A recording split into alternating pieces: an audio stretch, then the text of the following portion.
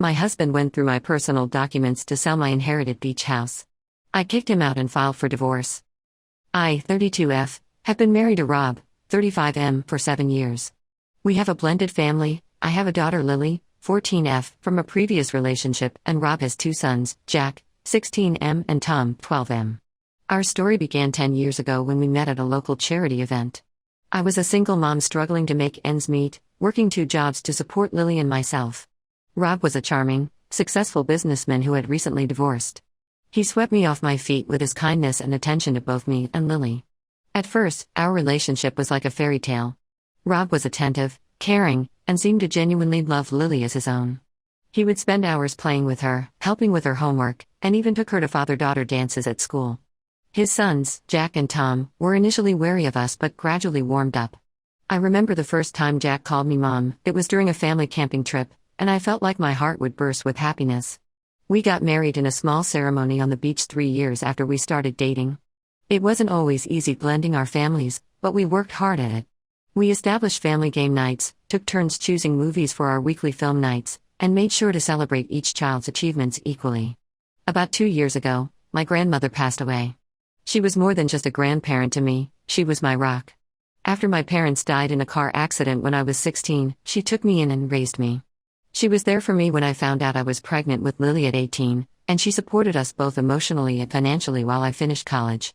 Her passing hit me hard, and I spent weeks going through old photo albums, reminiscing about the summers we spent at her beach house. To my surprise, Gran left me her beach house in her will. It's a beautiful property that's been in our family for generations. I have so many fond memories of spending summers there as a child, building sandcastles with my parents, learning to swim in the ocean, having bonfires under the stars with my high school friends. When Lily was born, I started taking her there too, and Gran would tell her stories about our family history. When we received the news about the inheritance, Rob immediately started talking about selling it and using the money to start a business he'd been dreaming about. He wanted to open a chain of high-end gyms, something he'd been planning for years but never had the capital to start. I was hesitant. The house meant so much to me, and I wanted to keep it in the family. I suggested we could rent it out during peak seasons to generate some income, but Rob wasn't interested. He kept pushing the idea of selling, saying it would be a waste to keep it. He argued that we could use the money to secure our future, pay for the kids' college educations, and still have enough left over for his business venture. For months, we went back and forth about it. I tried to explain the sentimental value, how much it meant to me and Lily, but Rob seemed unable or unwilling to understand. He started making comments about how I was living in the past and needed to think about our future. Things came to a head last month when Rob announced he'd contacted a real estate agent to value the property. I was furious. We had a huge argument, and I told him in no uncertain terms that I wouldn't be selling the house. I reminded him that the house was left to me, not us, and that he had no right to make decisions about it. He stormed out and didn't come home that night. Since then, Rob's behavior has changed dramatically.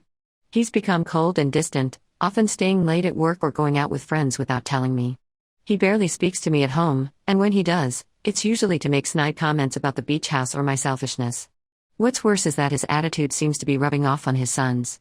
Jack, who used to be quite close to Lily, has started making mean comments about her.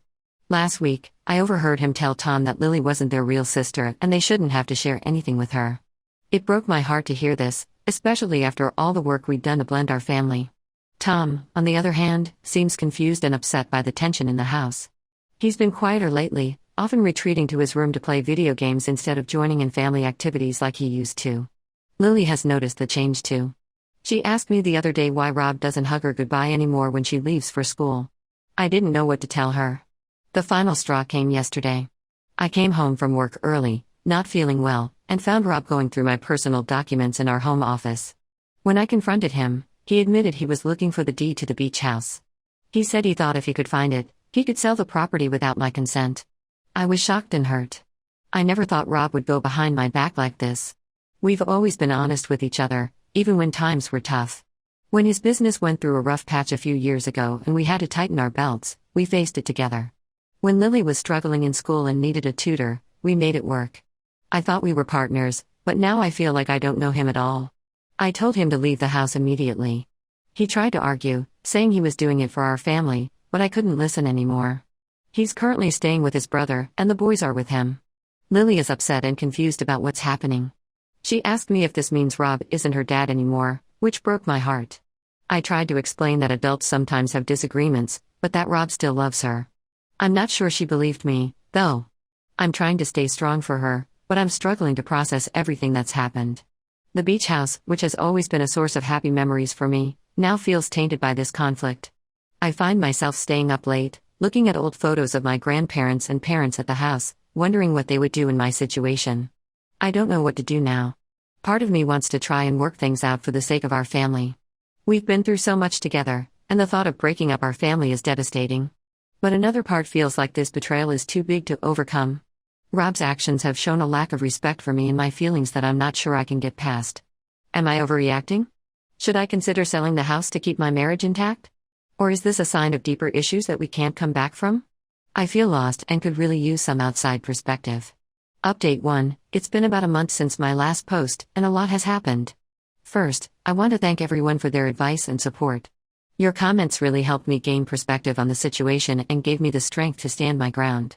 After Rob left, I took some time to think things through. I realized that his behavior wasn't just about the beach house, it was a symptom of larger problems in our relationship. Looking back, I could see patterns I'd overlooked before. There were times when Rob would make decisions without consulting me, assuming I'd go along with what he wanted. I remembered how he pushed for us to move to a bigger house a few years ago, even though I was comfortable where we were.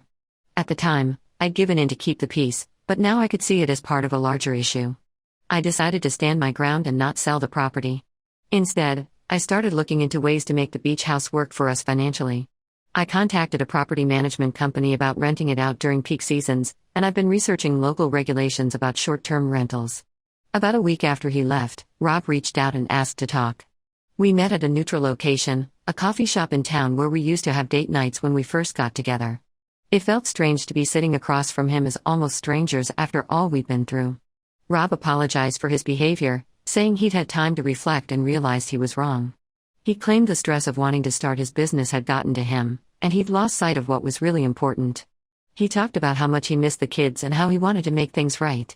I listened to what he had to say, but I couldn't shake the feeling that something was off. His apology seemed rehearsed, and he kept steering the conversation back to the beach house and how we could compromise. When I mentioned my plans to rent out the property, he immediately started talking about how we could use that income for his business idea. My suspicions were confirmed a few days later when Lily came to me in tears. She told me that Jack had been messaging her, saying that if she convinced me to sell the beach house, Rob would buy her a car when she turned 16. I was furious. Not only was Rob trying to manipulate me, but he was using the kids to do it. I confronted Rob about this, and he didn't even try to deny it. He said he was doing what was best for the family and that I was being selfish for not considering everyone's needs. That's when I realized there was no coming back from this. The man I thought I knew, the man who had been such a loving father to Lily, seemed to have disappeared. I contacted a lawyer and filed for divorce. When Rob found out, he became furious. He's been spreading lies about me to our friends and family, claiming I'm trying to keep the kids from him and that I've been planning to leave him for months. Some of our mutual friends have stopped speaking to me, and it hurts to realize how easily they believed Rob's version of events. The kids are struggling with the situation. Tom doesn't really understand what's happening and keeps asking when we'll all be living together again. I've tried to explain in age-appropriate terms, but it's hard to make a 12-year-old understand such a complex situation. Jack is angry and blames me for breaking up the family. He refuses to come to the house when it's his weekend with me, saying he doesn't want to stay at the beach house. I'm trying to be patient with him, remembering that he's a teenager dealing with a lot of change, but it's hard not to take his words personally. Lily is quieter than usual, but she told me she's glad we're not going back to Rob. She confided in me that she'd been uncomfortable with how Rob had been acting lately, saying he'd make comments about how she wasn't really part of the family when I wasn't around. Hearing this broke my heart, but it also reinforced that I was making the right decision. I've been trying to maintain a sense of normalcy for the kids. We've been spending weekends at the beach house, and I can see how much it means to Lily to have this connection to her great-grandmother. We've been going through old photo albums together, and I've been sharing stories about my childhood and our family history. It's been a healing process for both of us. On a brighter note, I've reconnected with some old friends who've been incredibly supportive. My friend Margaret, 33F, who I've known since college, has been especially helpful. She's been coming over to help with the kids, bringing dinner when I'm too exhausted to cook, and just lending an ear when I need to talk. Her support has reminded me of the importance of having a strong support system outside of my marriage. The divorce proceedings are just starting, and I know it's going to be a long and difficult process. Rob is contesting the custody arrangement, arguing that since Lily isn't his biological daughter, he shouldn't have to pay child support for her. It's painful to see him try to distance himself from a child he raised for 7 years, but I'm determined to fight for what's best for Lily. Despite all the challenges, I feel a sense of relief. For the first time in a while, I feel like I'm doing the right thing for myself and for Lily. I'm rediscovering parts of myself that I'd let slide during my marriage. I've started painting again, something I used to love but gave up when life got busy with work and kids. I know the road ahead won't be easy, but I'm committed to creating a positive future for myself and my daughter. I'll update again when there are significant developments. Update 2. It's been 3 months since my last update, and things have been challenging, to say the least. The divorce proceedings are in full swing, and Rob is fighting me every step of the way. He's contesting the custody arrangement, claiming that since Lily isn't his biological daughter, he shouldn't have to pay child support for her. This, despite the fact that he's been her stepfather for 7 years and has always claimed to see her as his own. The lawyer says this is a common tactic to try and reduce financial obligations, but it doesn't make it any less hurtful. His sons, Jack and Tom, are still living primarily with him. Jack has become increasingly hostile towards me, Lily. Last month, he refused to come for his scheduled weekend visit, saying he didn't want to stay in that stupid beach house. When I tried to talk to him about it, he accused me of choosing the house over their family. It's clear that Rob has been feeding him his version of events, and I'm at a loss for how to counter this narrative without putting Jack in the middle. Tom, on the other hand, seems torn. When he's here, he's affectionate and seems to enjoy spending time with us, but as soon as Rob picks him up, he becomes withdrawn. Last week, he left his journal at our house, and while I didn't read it, I couldn't help but notice the word confused written in large letters on the open page. It breaks my heart to see him struggling like this. Lily is struggling with the loss of her stepbrothers. She and Tom were particularly close, and she misses having him around. I've tried to arrange for them to spend time together without Rob or Jack present, but Rob always finds a reason to cancel. Lily has been throwing herself into her hobbies as a distraction. She's joined the school drama club and has been spending a lot of time working on a mural in her room at the beach house. The situation came to a head 2 weeks ago. It was Lily's birthday, and we had planned a small celebration at the beach house. Tom had promised to come, and Lily was excited to show him the mural she'd been working on. At the last minute, Rob called to say he wouldn't be dropping Tom off. His excuse was flimsy, something about a last-minute soccer practice, and I could hear the hesitation in his voice. Lily was devastated. In a moment of frustration, I called Rob and unleashed all the anger and hurt I'd been holding back. I told him he was being cruel and selfish, using the kids as pawns in his game. I reminded him of all the times he'd promised to always be there for Lily, of the father-daughter dances he'd attended, of the bedtime stories he'd read her. To my surprise, he broke down. Rob admitted that he'd been acting out of hurt and pride, and that he knew he was damaging his relationship with the kids. We had a long, honest conversation for the first time in months. He confessed that he'd been struggling financially, his business wasn't doing as well as he'd led everyone to believe, and he saw the beach house as a way out of his problems. He also admitted to feeling insecure about his role in Lily's life, especially as she got older and more independent. While I appreciate his honesty, it doesn't undo the hurt he's caused. We've agreed to try family counseling, not to reconcile, but to find a way to co-parent effectively for the sake of the kids. Our first session is scheduled for next week, and I'm nervous but hopeful that it might help us find a way forward. On a personal note, I've started a small online business selling handmade jewelry. It's something I've always enjoyed as a hobby, and it's been a welcome distraction from the stress of the divorce. I've been using the sunroom at the beach house as a workshop, and there's something soothing about working with my hands while looking out at the ocean. Lily has even been helping me, designing some pieces and managing our social media accounts. It's been a great way for us to bond and has given her something positive to focus on. The beach house has become our sanctuary. We spend most weekends there now, and I can see the positive effect it's having on Lily. She's starting to open up more, talking about her feelings and her fears about the future.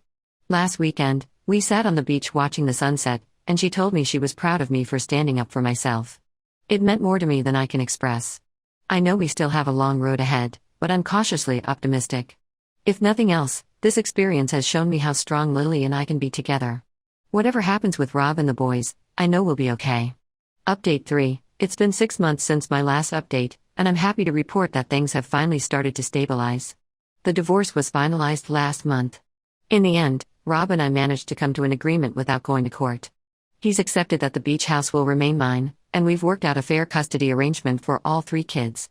It wasn't easy, and there were times when I thought we'd never reach an agreement, but the family counseling sessions really helped. Speaking of family counseling, it's been incredibly helpful. Our therapist, Dr. Anderson, has given us tools to communicate better and work through our issues. It's given us a safe space to air our grievances and find common ground.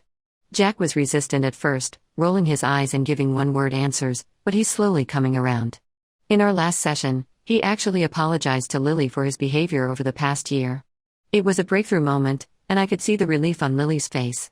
Tom has been thriving with a new arrangement. He splits his time evenly between Rob's place and the beach house, and he seems happier and more relaxed than I've seen him in years. He's joined a local surfing club and spends hours in the water when he's at the beach house. It's wonderful to see him finding his own passion.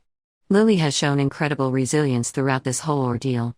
She's really come into her own over the past few months. Her involvement in the school drama club has boosted her confidence, and she recently landed the lead role in the school play.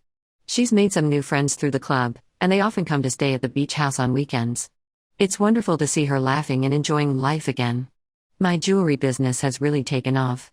What started as a distraction has turned into a successful small business. I've even been approached by a few local boutiques about stocking my pieces. Lily loves to help out, and we've turned the sunroom at the beach house into a full-fledged workshop. It's become a special bonding time for us, working side by side, chatting about our days. Rob and I are on better terms now. We're not friends, but we can have civil conversations about the kids without it turning into an argument. He started his own business, a small landscaping company, and seems to be doing well. He's been more consistent with his time with the kids, which has made a big difference in their relationships. Last weekend, we had a big family dinner at the beach house. All 3 kids, Rob, and even my friend Margaret came. It wasn't perfect, there were a few awkward moments, but it was nice to see everyone together without tension. We even managed to laugh about some old family stories. It felt like a glimpse of what our future might look like, different from what I'd imagined, but not necessarily worse. I won't pretend it's all been easy. There are still days when I feel overwhelmed or doubt my decisions. The legal fees from the divorce have been a strain, and I'm still adjusting to managing everything on my own. But then I look at Lily, at how she's grown and how close we've become, and I know I made the right choice. The beach house, which was once a source of so much conflict, has become a symbol of our resilience and our future. It's not just a piece of property, it's a home filled with new memories and new beginnings. We've started a tradition of Friday night bonfires on the beach, roasting marshmallows and sharing stories. Last week, Jack actually joined us voluntarily for the first time. As I sit here on the porch, watching the sunset over the ocean, I feel a sense of peace I haven't experienced in years.